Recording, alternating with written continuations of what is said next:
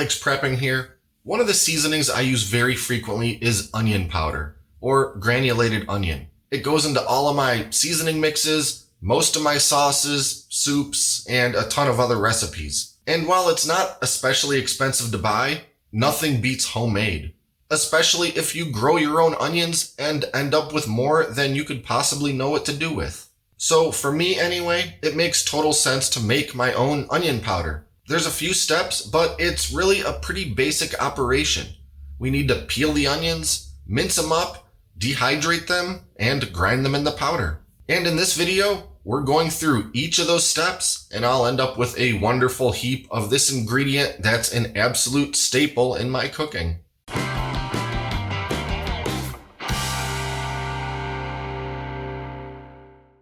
Alright, so here's what we're working with. I've got 8 onions, 6 pretty good sized white onions, and I had a couple of spare yellow onions that I'm going to throw in. The first thing we really have to do is break these onions down.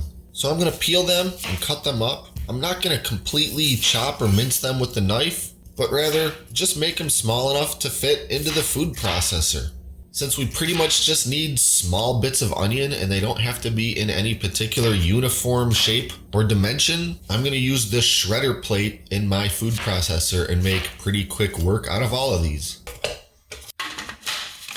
And now to just start feeding this almost full stock pot full of onion pieces into the food processor.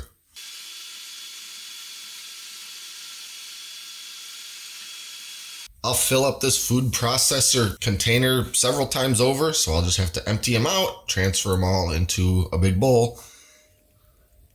Keep loading in more onions and more onions and more onions until they're all nicely shredded up.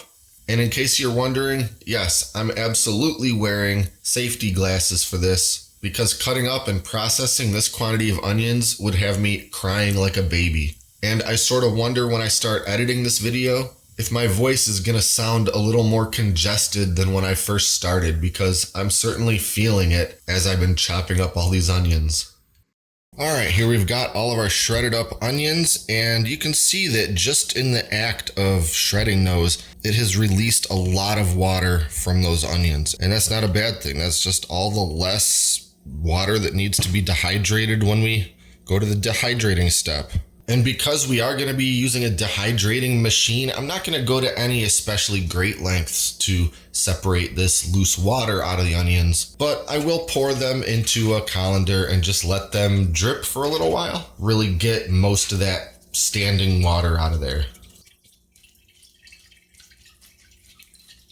All right, I'll go ahead and let this drip for a while. And in the meantime, I'm going to get my dehydrator set up.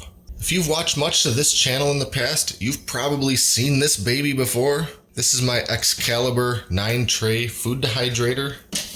Now each tray comes with one of these thin mesh sheets on it, and that works pretty well for most of the kind of stuff that you might want to dehydrate. But I learned the hard way that when it comes to really soft, mashed up materials such as these ground up onions or mashed potatoes, as they dry, it'll actually sort of meld and become one with this mesh, and you'll never get it all out of there. And that's why these mesh sheets right here are not the originals to this machine. I ruined them all doing dehydrated potatoes years ago, and so I had to buy new ones. And I've since learned that when you're doing something that's very sort of ground up or mashed like that, that's going to just get intertwined with that mesh, you really want to use the silicone style dehydrator sheets, trays, whatever you call these things. They're pretty soft and kind of floppy, so I still set them on top of the mesh just to kind of give them a little more structure, but they're going to work just fine, and they're going to be super easy to clean when I'm all done. Next, I'm just going to start spreading a thin layer of that shredded up onion all over the silicone tray. I'll try to go edge to edge and get it as thin as I can, because that's going to allow it to dehydrate better and faster. Once the tray is pretty much filled up, I'll go ahead and slide the tray into the dehydrator and move on to the next one.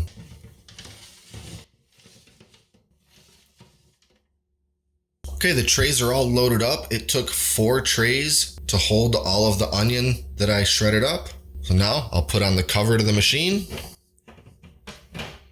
and we just have to dehydrate and let the machine run. But here's the thing, and here is a huge public service announcement to anyone who wants to dehydrate onions but hasn't yet. Before I ever dehydrated onions the first time, I got a piece of advice, and that was do not run the machine in your house. The smell that it will create in your house will permeate everything and last forever. So on that advice, I put the machine in my garage and let it run in there. And the first time I did onions, it took about 24 hours because my onion pieces were probably a little too big. But after 24 hours of dehydrating in the machine in that garage, I cannot even begin to describe to you the onion smell that lasted and lingered in that garage for absolutely weeks. With the garage door wide open, with a breeze, it didn't matter. The most concentrated, pungent, amplified onion smell you could ever imagine, just hanging in the air and soaking into everything in the garage. So anytime after that instance that I've dehydrated onions, I actually set the machine just outside, either on the driveway or just on the back patio. Make sure the forecast doesn't call for rain and just let it sit out there, because it is just absolutely not worth dealing with that absolute stench hanging around the garage or the house or whatever. So here I've got it outside, and now it's time to just let it run.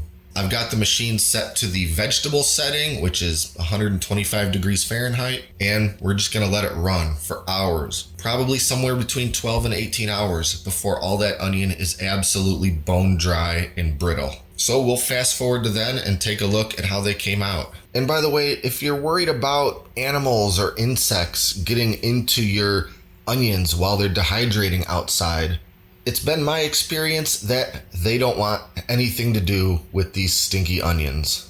Even bugs and vermin have better sense than to voluntarily try to get into what is essentially an onion gas chamber. Okay, well, it's been just about 15 hours and these things are completely dehydrated. So it's time to pull them out and move on to the next step. So real quick, let me show you what we're looking for when dehydrating onions. We want them to be absolutely crispy and brittle and just falling apart. There's a point when they're probably about 3/4 of the way dry where they seem pretty darn dehydrated, but when you go to bend a little chunk of them, they don't just snap like brittle. They more bend, and they've still got a little bit of moisture in them that doesn't seem really obvious until you sort of try to break or crumble any of it. And particularly for making onion powder, we really want them absolutely bone dry like this. And by the way, as a side note to what I was talking about earlier, when I went out to the backyard to check on these periodically throughout the day, the entire backyard smelled like dehydrating onions. That's an open air, outdoors backyard. So I really can't understate how much smell comes from these things when you're dehydrating them. So now I just want to take all the onion bits off of the silicone trays and collect them all into something. So I'll use this big bowl because as I start pulling them away from that tray, some of the little crispy pieces are going to want to jump all over the place. So I'll do my best to kind of contain that potential mess, collect them all in this bowl.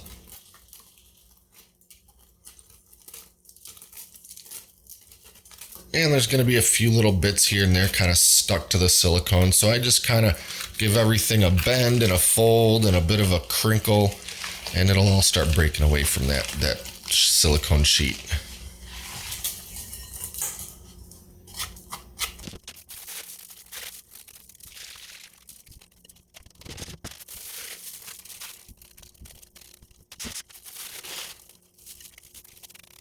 So there we have it. There's all of our onions dehydrated and ready to be turned into powder. Now there's a couple of good ways to do this next step. A common one is to just throw everything into a food processor. Make sure the blades chop everything up enough until it's all broken down into basically a powder. This isn't my preferred method though, because in the act of processing all of these little flakes enough to where every bit of it is broken down, you really end up, in my opinion, over grinding a lot of it, and you really do get a powder where it's more like flour than it is granules of seasoning. And if you look at onion powder from the store, what you get really are more like granules and not quite an absolute powder. So to make sure that each bit of dehydrated onion flake gets pretty much the same amount of attention and action, I like to use my grain mill.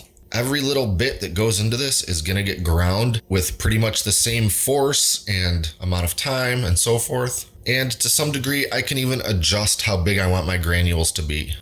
Now, ordinarily with my grain mill, I will use my power drill attachment to make it go much quicker. But these little onion flakes are a lot easier to grind up than a wheat berry or similar. So I'll just use the hand crank and it should still make pretty quick work of it.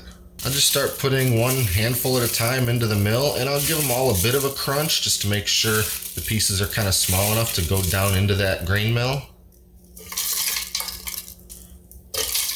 And if they need a little help, I'll use the handle of a wooden spoon. Just kind of jam them down there even more.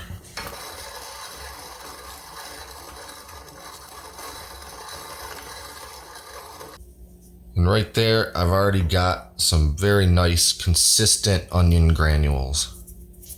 So I'll just keep grinding away until all of my onion flakes are broken down into fine granules.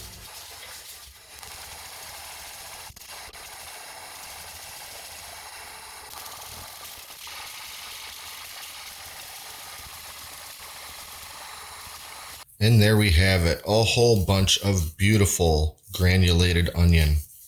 I can't even tell you how much more fragrant this is than the stuff you buy at the store.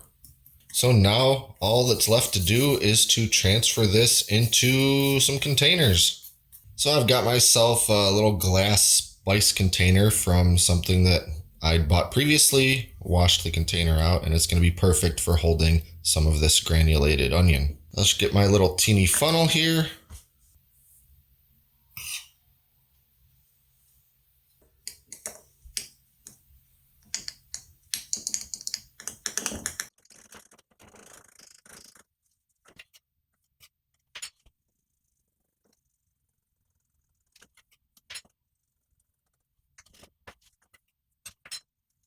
And there we go. That is an awfully pretty sight in my opinion. Now you can see we still have a whole bunch left here, and I'm sure that would fill at least another one of these little glass containers. But I don't have another empty one of these right now, so the rest of this is gonna go into a little Tupperware container for now. You might see some of these little hunks in here, and that isn't really clumped together. It's just forming a little dry clump from being kind of forced through that grinder and then stacked up in this baking dish. But as soon as you touch them, those things fall right apart. Now, one thing to consider with homemade seasonings and spice mixes and so forth is that unlike the store-bought stuff, unless you add it, there's not really any of that anti-caking agent that they put in there. I forget what it's called, silica dioxide or something. You don't really see it, you don't really taste it, but it keeps the factory produced store-bought stuff from clumping up over time. Keeping it in a completely airtight sealed container is going to help.